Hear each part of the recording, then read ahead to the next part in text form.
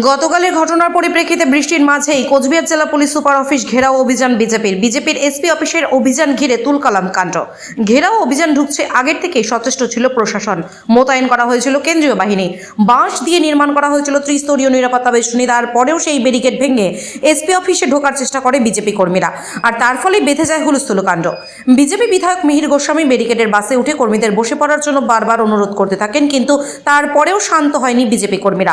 এ বিষয়ে বিজেপি কোচবিহার জেলার সভাপতি সুকুমার রায় সাংবাদিকদের মুখোমুখি হয়ে জানান, পুলিশের সহযোগিতায় তৃণমূল আশ্রিত দুষ্কৃতীরা গতকাল বিজেপি নেতৃত্ব এবং তাদের দলীয় প্রার্থী তথা কেন্দ্রীয় প্রতিমন্ত্রীর ওপর হামলা চালিয়েছে, আর সেজন্যই আজ বিজেপির কর্মীরা সমবেত হয়ে পুলিশের বিরুদ্ধে ক্ষোভ প্রকাশ করেছে। কি পরিস্থিতি কি রয়েছে এই মুহূর্তে? পরিস্থিতি দেখতেই পাচ্ছেন, কর্মীদের কত ক্ষোভ, কেননা পুলিশের জন্যই কালকে আমাদের আক্রমণ করার সাহস পেয়েছে। আজকে তৃণমূলের ক্ষমতা নেই, আমাদের ভারতীয় জনতা পার্টির কর্মীদের আক্রমণ করে। পুলিশ শুধু ওদের সাহায্য করছে। পুলিশ না থাকলে তৃণমূলের ক্ষমতা নাই কুচবিহারে, ভারতীয় জনতা পার্টির কর্মী এবং নেতাদের গাড়িতে আক্রমণ করে।